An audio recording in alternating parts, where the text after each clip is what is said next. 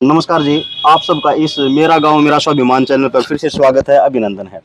साथियों, आज आए हैं हम एमडीयू यूनिवर्सिटी, जो कि कह सकते हैं कि हिंदुस्तान में नामी यूनिवर्सिटी है, क्योंकि हरियाणा की टॉप मोस्ट यूनिवर्सिटी है। और उसका भी एक गजब की बात यह है कि हम लॉ डिपार्टमेंट में बैठे हैं यहाँ पे, और यहाँ पे कैंटीन पे सायंकाल हुआ है और मस्ती से चाय की चुस्की लेते हुए आग्रह किया। और यहाँ के जो दिग्गज छात्र हैं, जो बच्चे हैं और जो लॉ डिपार्टमेंट में यहाँ पे बैठे हुए थे, हम कोशिश करेंगे कुछ बातें निकालने की, बातें करने की, कुछ संदर्भ से, कुछ बेसिक जो है चीज़ें धरातल पर ग्राउंड रिपोर्ट में कोशिश करेंगे हम कुछ जानने की, और आपस में उस बात को खंगालते हुए जानेंगे कि वास्तव में रोहतक में कैसी परिस्थिति है। तो सबसे पहले मैं आप सबका इस चैनल पर स्वागत करता हूं, अभिनंदन करता हूं। और मैं इन दर्शकों का, अपने साथियों का, जो इस वार्तालाप में हिस्सेदार बने हैं, आपका भी तहे दिल से शुक्रगुजार हूं कि आपने इस चीज़ में हिस्सेदारी दी। बहुत बहुत शुक्रिया आपका भी। और इस मेरा गांव मेरा स्वाभिमान चैनल पर आपका स्वागत है। सबसे पहले मैं आपका नाम जानना चाहूँगा, परिचय लेना चाहूँगा कि आप बेसिकली हैं कहाँ से, एक बार करके। मेरा नाम डॉक्टर दीपक है जी, और मैं भिवानी से हूँ और विश्वविद्यालय में मैं यहाँ से पीएचडी कर रहा हूँ। जी जी जी। मेरा नाम विकास है और मैं यहीं रोहतक से हूँ और अभी फ़िलहाल मैं बिजनेस मैनेजमेंट का कोर्स कर रहा हूँ, 3rd ईयर है वैसे मेरा। और नितिन? मेरा नाम नितिन है और मैं मोखरा गांव से बिलोंग करता हूं और मैं पब्लिक एडमिनिस्ट्रेशन से एमए फाइनल ईयर में हूं। जी, मेरा नाम रोबिन हुड है, मैं गांव में बड़ौदा से हूँ। एमएचएम मेरा डिपार्टमेंट है। जी जी। मेरा नाम प्रतीक मलिक है, मैं पब्लिक हेल्थ डिपार्टमेंट से एमए कर रहा हूँ। कहाँ से हैं आप बेसिकली? मैं बेसिकली रोहतक से ही हैं। तो जो दो साथी हमारे रोहतक से हैं, भिवानी से भी हैं और बड़ौदा से भी हैं, यानी कि रोहतक के इर्द गिर्द एरिया है। एक भाई मोखरा से है, जो कि रोहतक डिस्ट्रिक्ट में पड़ता है, लेकिन यहाँ से 20 किलोमीटर के आसपास गाँव है। तो इस रोहतक को कवर किया हुआ है, भिवानी से, बड़ौदा से और रोहतक के भी हैं साथी।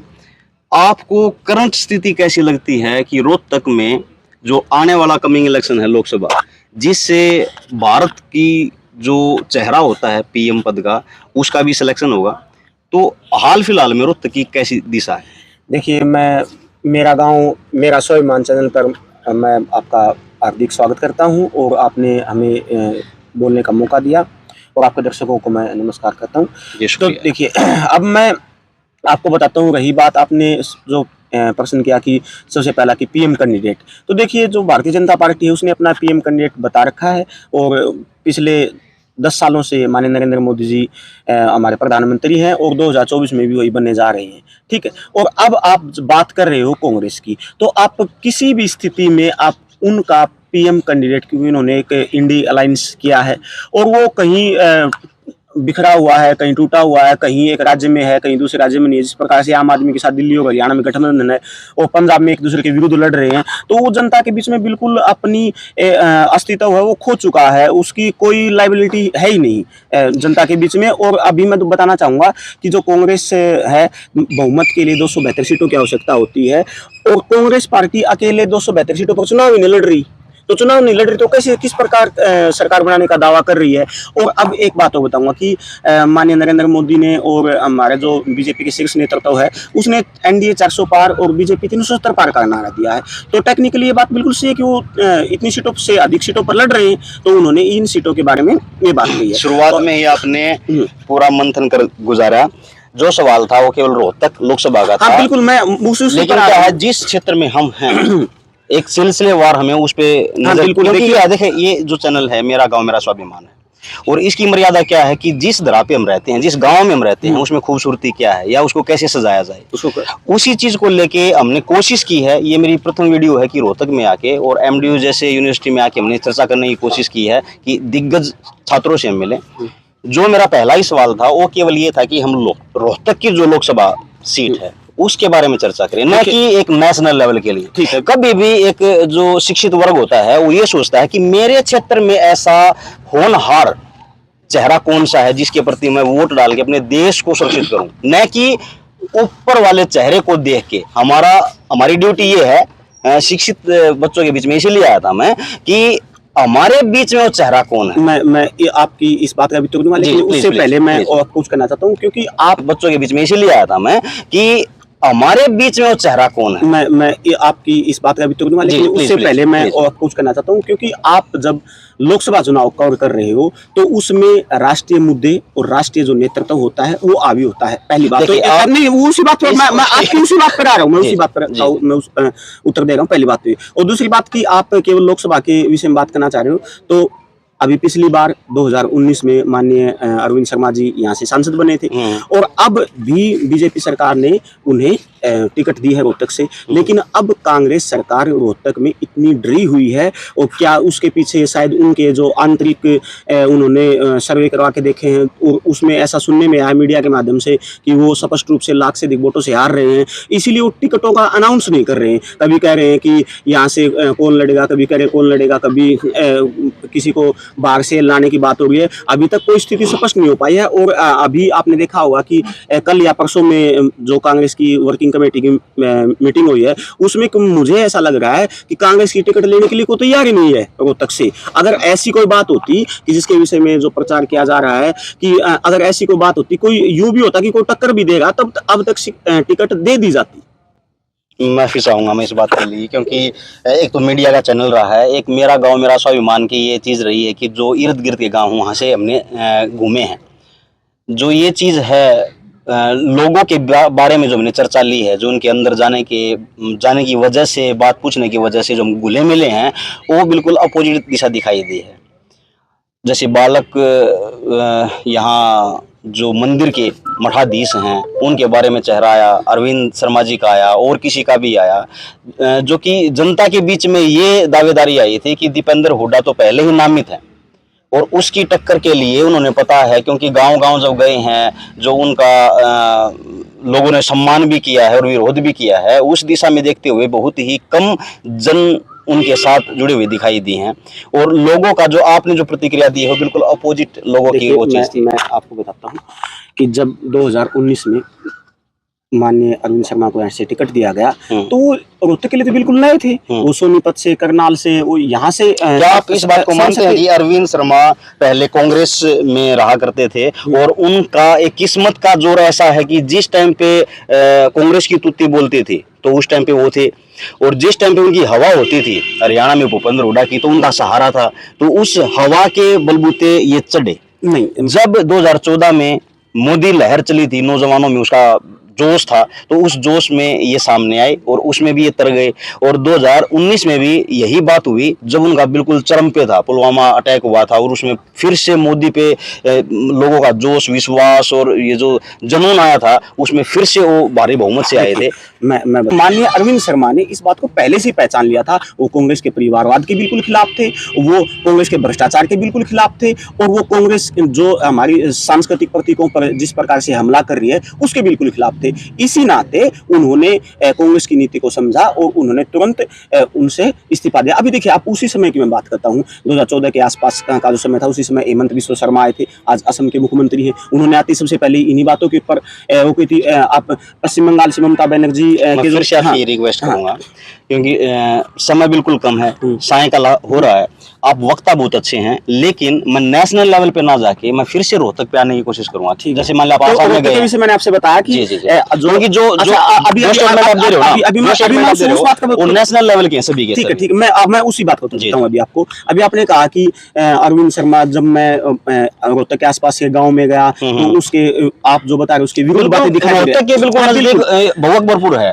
फुल जो मैं समझ गया। जहाँ पर भी ये ऐसा कोई नहीं है, कुछ कांग्रेस समर्थित जो लोग हैं जो विरोध कर रहे हैं, विरोध को आप या तो जैसे मान लो पंजाब से कोई विरोध होता है तो आप उस चीज से क्यों जोड़ देते हैं, खालिस्तानी है या पाकिस्तानी है या कांग्रेसी है? ऐसा किसी ने नहीं। उस चीज को तो मैं देखो, जैसे मान लो 5 साल उन्होंने इस चीज को संभाला, एमपी पद के लिए जो उन्होंने विजेता बने थे, लेकिन गाँव में जाके या अपने क्षेत्र में रह के कुछ ऐसी उनकी योजनाएं या ऐसा कुछ उनका स्टेटमेंट सुना आपने कि अरविंद शर्मा ने ये काम किया है? मैं बिल्कुल उसी बात 5 बता दीजिए। मैं अभी 5 नहीं, मैं 50 बता दूंगा। आपके साथ देखिए, हम्म। सबसे पहले हम रोहतक शहर के अंदर बैठे, तो माननीय जो अरविंद शर्मा जी थे, उन्होंने और बीजेपी के जो राज्य की इकाई थी उनके साथ मिलकर के सबसे पहले रोहतक शहर को जाम मुक्त करने के लिए, आप देखिए फलाई पुराना बस स्टैंड अड्डा से लेके आईसी कॉलेज तक शिला बाईपास पर फ्लाईओवर बन रहा है, और उसके बाद अब सुखपुरा चौक पर जो फ्लाईओवर वो प्रस्तावित है। ठीक है, तो ये क्या क्या ये विकास ये तो कार्य 5 साल से ज्यादा से ही है जो आप बात कर रहे हो, रेलवे वाला, ये तो बहुत बड़ा पुराना बजट है। मैं बता रहा हूँ वो पुराने बजट थे। वैसे तो अगर हम बात करें कि ये तो भूपेंद्र सिंह हुड्डा की सरकार में भी इसके लिए कहा गया था, लेकिन किया तो उन्होंने नहीं।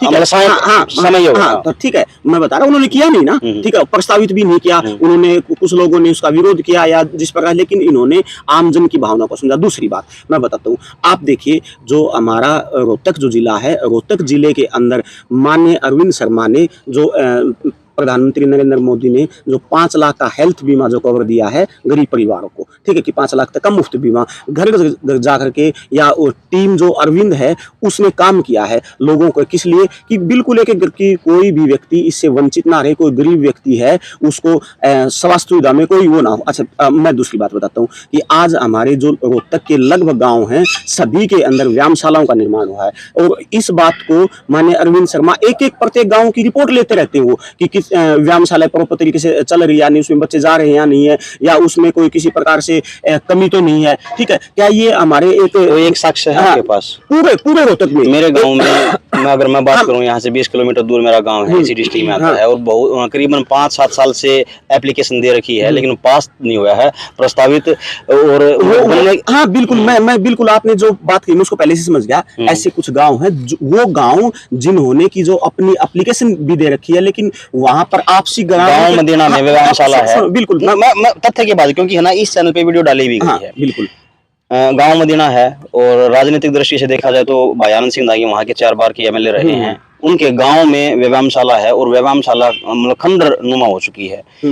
जैसे आपने कहा कि मॉनिटरिंग करते हैं, और रजिस्टर्ड मॉनिटरिंग है, रजिस्टर्ड ऑलरेडी, बिल्डिंग है, कोच हैं, लेकिन वहां पर व्यवस्था बिल्कुल खंडर है। देखिए आप जैसे आपने कहा कि इस व्यवस्था का बताता हूँ कि आपको क्या हर का जो कार्य होता है आप उसमें कुछ वहाँ काम करने वाले जो लोग हैं, बजट आप अपनी आरटीआई के माध्यम से आप बजट निकलवा, दूसरी बात बताता हूँ, आपकी बजट आवंटित किया गया है। दूसरी बात बताता हूँ, लखनऊ, क्योंकि मैंने कवरिंग की है, लखनऊ जरा में यही है, रजिस्टर्ड कमेटी है वहाँ पे, और स्पोर्ट्स के लिए कोच डाला गया है, जो वहाँ पे बच्चों को यूनिफॉर्म भी दी जाती है ना, वो कलेक्शन करके तब बच्चों को प्रोवाइड करवाते हैं। देखिए इसमें आप मना नहीं कर सकते। नहीं, सुनो, मैं बताता हूँ, इसमें अगर आप इस प्रकार से जाओगे तो उसमें आप पाओगे कि वहाँ जो काम करने वाला है ना कहीं या जो ग्राम के जो कमेटी बनी हुई है वो कहीं ना कहीं या तो बजट में खर्च नहीं करना चाह रही, या कोई ना कोई और इसमें टेक्निकल कमी है कि किस तरह से बजट नहीं हो पा रहा है। ग्राउंड की बात करता हूँ,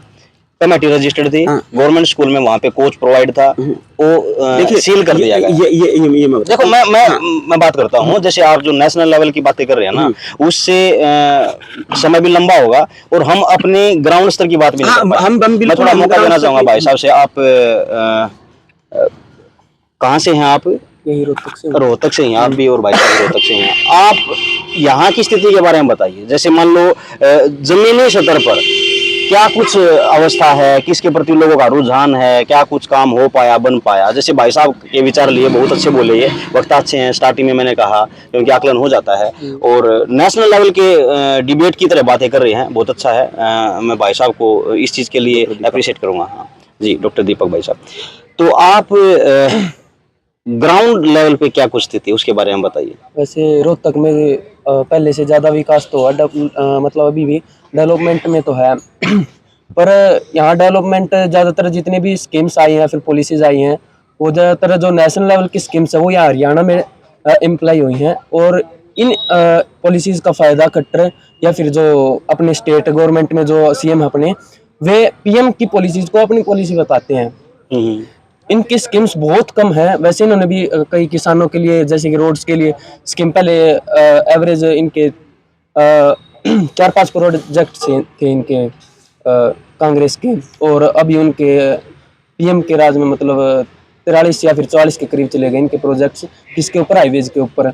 और जो हाईवे ग्रोथ है उनका मतलब 3 गुना ज़्यादा उनकी ग्रोथ हुई है हाईवेज की। वैसे ही एजुकेशनल पॉलिसीज़ आई हैं, एजुकेशनल पॉलिसीज़ में जैसे कि स्टेट बोर्ड है उसका मतलब बहुत नीचे का लेवल है। वहीं पे देखा जाए सीबीएसई का, उनके क्वेश्चन पेपर देख लो, या फिर उनकी स्टडी की जो टेक्निक्स हैं वे देख लो, बहुत ज़्यादा फ़र्क है उनमें। और गवर्नमेंट स्कूल्स हैं, पहले हम देखते थे और आज भी देख सकते हैं ज़्यादा कोई फ़र्क नहीं है एजुकेशन में हरियाणा के अंदर, सेम है लगभग। और अब जो पेरेंट्स हैं वे ज़्यादा पढ़े लिखे हो गए हैं, बच्चों को जैसे एजुकेशन के ऊपर बात करें, जैसे खान सर हुए, ओझा सर हुए, विकास दिव्यकृति हुए, वो काफी बार बोलते हैं कि न केवल हरियाणा, पूरी इंडिया में ही जो एजुकेशन के ऊपर काम हुआ है वो मतलब निंदनीय है। इतना टैक्स लगाया गया है, उसके ऊपर काम करना चाहिए। NIT वगैरह, IIT वगैरह जो इंस्टीट्यूट है उसके ऊपर फोकस करना चाहिए, मेडिकल वगैरह, जो कि नहीं है उस चीज के में। तो मतलब लोग जो एजुकेटेड हैं वो तो इस चीज को महसूस करते हैं। हाँ। इसके अलावा और कुछ क्या कुछ कहना चाहेंगे आप? और तो जैसे कि हमारे अरविंद शर्मा थे, ये पिछली बार हम देख सकते थे कि इलेक्शंस के टाइम पे कैसे हर गांव में जाकर अपनी रैलियां निकालते थे, हर घर जाते थे। वैसे तो ये ब्राह्मण समाज से संबंध रखते हैं, तो लगभग हर गांव में हर ब्राह्मण के घर में जाते थे। हमारे घर पे भी मतलब आए थे सभी मतलब घर के पे कह सकते हैं, फिर गाँव में आके लगभग हर ब्राह्मण मतलब जितनी फैमिलीज थे हमारे में, सबके घर से एक एक बंदा सबका सपोर्ट मिला था, सभी इकट्ठे हुए थे। तो ज्यादातर ब्राह्मण फैमिलीज ने ज्यादा इनको सपोर्ट किया था। और अब देख सकते हैं 5 सालों के अंदर वो एक बार भी हमारे गांव में नहीं आए। लगभग हर आदमी का, हर गांव में जितने भी आदमी, एक शिकायत जरूर मिलेगी, अरविंद शर्मा किसी भी गांव में कुछ भी चीज देखने के लिए, या फिर मतलब जो ये तो मैं भाई साहब से मैंने बताई भी थी, क्योंकि गांव नहीं आए थे। हर गांव की यही रिपोर्ट है और शिकायत भी है। और लोगों ने यहाँ तक कहा है कि उन्होंने अपने काम के ऊपर ना होके नरेंद्र मोदी के नाम पे वोट मांगे। हाँ, ये तो मतलब हर गांव की रिपोर्ट थी ये। और वैसे ही हम देख सकते हैं कि पिछली बार कांग्रेस का राज था तो उन्होंने बहुत सारी मतलब डेवलपमेंट की थी। ठीक है, डेवलपमेंट के ऊपर बात हो गई है आपकी। अगर इसके अलावा जैसे एजुकेशन के ऊपर बात हुई थोड़ा, हाँ, क्योंकि समय बढ़ता जा रहा है, थोड़ा मौका भाई साहब को भी देंगे। जी, आप क्या कुछ कहना चाहेंगे? केवल ग्राउंड रिपोर्ट, मतलब ज्यादा समय ना हो, कि हमारे बीच में रोहतक की सरजमी पर क्या कुछ परिवर्तन दिखाई दिया है, कुछ आसार हैं, कुछ विकास हुआ है, या फिर आने वाले कमिंग इलेक्शन में क्या कुछ रिजल्ट दिखाई दे सकते हैं? लोगों के कुछ उत्साह है, या मनोबल गिरा है, या शिकायत है? मैं मोखरा गांव से बिलोंग करता हूँ। हरियाणा का वो फिलहाल सबसे बड़ा गांव है, जनसंख्या में भी और वैसे भी सबसे बड़ा गांव। 4 पंचायत होती हैं उसके अंदर। 4 पंचायत होती हैं।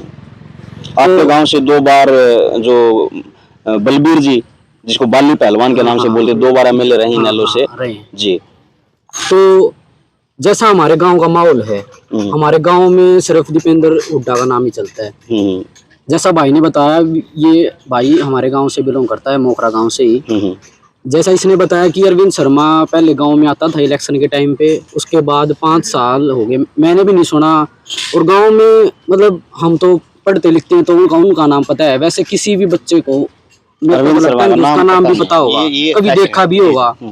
सबसे बड़ा गांव, जितने भी डेवलपमेंट के कार्य किए गए हैं, जैसे डॉक्टर साहब बता रहे थे व्यायामशालाएं, हमारे गांव में कोई व्यायामशाला उनके द्वारा नहीं खोली गई, ना कोई हमने उनका कोई जिक्र सुना है फिलहाल।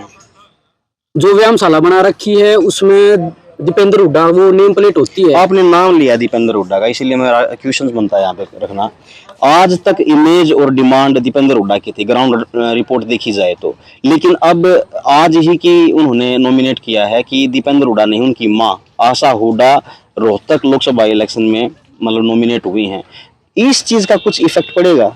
वोट गिर सकती हैं, इसके विरुद्ध जा सकती हैं, या फिर भाजपा की तरफ रुख हो सकता है, या फिर हुड्डा परिवार की आशा हुड्डा जो है दीपेंद्र हुड्डा की माँ, उसी पर नजर रहेगी या उसी पर सहयोग रहेगा? इस बारे में तो मैं ज्यादा नहीं बता सकता, लेकिन मैं ये कह सकता हूँ दीपेंद्र सिंह हुड्डा की छवि बहुत अच्छी है हमारे गांव में भी, और नजदीक के जो गांव है, भगतपुर हो गया, मदीना हो गया, या जो आसपास के गांव, उनमें उनकी इमेज बहुत अच्छी है। और डेवलपमेंट के कार्य किए हैं, कोई वो है ही नहीं। और अगर वो ज्यादा जाके गांव में प्रचार प्रसार करेंगे या अपने डेवलपमेंट के लिए बातें बताएंगे, तो लोग उनकी, जो आप बता रहे हो कि माँ ने जो इलेक्शन के लिए, इस चीज को तो कोई नहीं नकार सकता है। कोई एंटी पर्सन भी है वो भी इस चीज को अप्रिशिएट किया, क्योंकि हिंदुस्तान की सरजमीन पर हिंदुस्तान को बिल्ड करने के लिए ऐसे नेताओं की जरूरत होती है। लेकिन अच्छी छवि और अच्छी राजनीति वो होती है, कोई भी चाहे एंटी पार्टी का हो, अगर अच्छा काम किया तो अप्रिशिएट करना चाहिए। लेकिन ये थोड़ी दुर्दशा है, अच्छे काम करने वालों को भी दबाया जाता है और उसके प्रति ऐसा ह्यूमर्स तैयार किया जाता है कि उसकी एंटी इमेज तैयार हो। लेकिन ऐसा नहीं होना चाहिए। मेरा मानना ये है कि वोट के लिए अगर कोई सुझाव दे तो ऐसा देना चाहिए कि हमारे क्षेत्र में जो अच्छी इमेज वाला है, अच्छा वर्कर है, अच्छा काम करने वाला है, उसको वोट दे। ऊपर वाले इमेज की प्रति धरातल पर कौन काम कर रहा है उसको सोचना चाहिए। नहीं, मैं यही कहना चाह रहा हूँ, ना तो किसी पार्टी को समर्थन करते हैं हम, ना किसी जातिवाद से कोई मतलब नहीं है। जो व्यक्ति अच्छा काम करेगा वो किसी भी पार्टी से हो, किसी भी जाति से हो, हम उसको सपोर्ट करेंगे। रही बात स्पष्ट चेहरा है, ये तो फिलहाल दीपेंद्र हुड्डा, वो किसी को भी नॉमिनेट करे, अगर वो अच्छा व्यक्ति है, अच्छा काम करता है, या उसका जो पीछे वाला बैकग्राउंड देखेंगे तो उसको वोट देंगे हम। चलो शुक्रिया। हाँ जी, आप जैसे सवालात तो सेम ही है सभी पे, क्योंकि वीडियो लंबी बनती जा रही है, लेकिन हम शब्द लेना चाहते हैं, क्योंकि इस जो वार्तालाप में हिस्सेदारी ली है, अगर विचार ना आए तो गलत है, नाजायज है। तो हम आपसे आपके विचार लेना चाहेंगे। अंत में आप क्या मेरा कहना गांव बड़ौदा है, डिस्ट्रिक्ट मेरी सोनीपत सोनीपत है। उससे पहले देखो एमपी था रमेश कौशिक हमारा, माननीय रमेश कौशिक जी। इलेक्शन के टाइम पर तो 5 साल गुजर गए उसके, 2 साल 5 10 मत है वो, 2 ही साल आया, 2 साल इसलिए आया, लास्ट के 2 साल बस, 10 साल मत है। 5 साल का इलेक्शन होता है, 1 साल आया, फिर अगली बार फिर 2019 में फिर 5 में फिर आया, 5वें साल।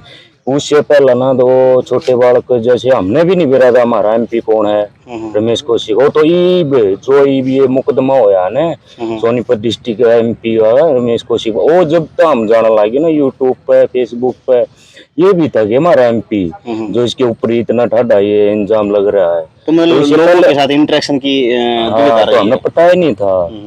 हाँ, उससे पहले जो हमारे जो बड़ौदा हल्के से श्री कृष्ण हुड्डा जी थे, वो 3 बार विधायक रह चुके हैं। करंट स्थिति क्या है? वहाँ से तो ब्रह्मचारी जी आए हैं सामने, हाँ, वहाँ कांग्रेस की तरफ से ब्रह्मचारी जी हैं, और वहाँ से रमेश कौशिक जी। एक तरफा दीपेंद्र हुड्डा कांग्रेस। नहीं, वो तो अलग हो गया ना, सोनीपत हल्का ही अलग हो गया। सोनीपत होगा, वहाँ से 3 बार उसके बीच बावजूद उपचुनाव हुआ था हमारे बड़ौदा हल्के में, योगेश्वर दत्त और इंदुराज भालू। वो तो फिर इन दोनों के बीच एमएलए का इलेक्शन था, एमएलए का था ना, उसकी रुझान की ग्राउंड मीडिया की रुझान की बता। लेकिन सोचा जा सकता है कि उससे पहले बीजेपी ने बहुत हथकंडे अपनाए, पता नहीं कहाँ से विधायक मंत्री कहाँ बड़ौदा में छोड़ दिया, हमने तो ये पता भी ना था ये विधायक है। कांग्रेस का तो पता था पर बीजेपी का नहीं पता था। तो लोगों में मतलब वहाँ पर सोनीपत में कांग्रेस की लहर समझी जा कांग्रेस सकती की ये लहर है। और जी भाई साहब, आप भी कुछ विचार रखना चाहेंगे? आप कहाँ से हैं, क्या नाम है आपका? मेरा नाम प्रतीक है, जैसे मैंने पहले बताया था, मैं रोहतक से ही हूँ। बैठ जाइए। मेरे विचार इस बारे में ये हैं कि हमारा सबसे बड़ा दुर्भाग्य है कि हम पार्टी को देख के वोट देते हैं, नेता को नहीं देखते। हमें सबसे पहले तो ये देखना है कि नेता का रिकॉर्ड क्या है, उसने पहले समाज के लिए क्या काम किया और कितना वो आगे कर सकता है। और दूसरी चीज है शिक्षा की कौन सी नीतियां वो अच्छी बनाएगा और क्या शिक्षा में वो बढ़ोतरी करेगा। ये मुख्य कारण होते हैं कि हम किसको चुनते हैं। और जैसे कि वो हमारी जनता का रुझान है किसकी साइड झुकता है, क्योंकि पिछले इलेक्शन में हमने देखा है कि सीक्रेटली अचानक से किसी भी तरफ हमारी जनता झुक जाती है, तो उसी साइड अब की बार देखते हैं क्या होता है। तो साथियों, ये जो विचार था, ये रोहतक में इस सरजमी पर जो बैठे थे बुद्धिजीवी, उनसे विचार लेने की ये मनसा थी, लंबा हो चुका है। तो मिलते हैं किसी नेक्स्ट वीडियो में, तब तक के लिए नमस्कार, जय हिंद। वीडियो को लाइक किया जाए, दोस्तों मित्रों में साथियों में प्रियजनों में शेयर कीजिएगा। मिलते हैं किसी ऐसी ही धरातल से जुड़ी हुई किसी खबर के साथ नेक्स्ट वीडियो में, तब तक के लिए नमस्कार, जय हिंद।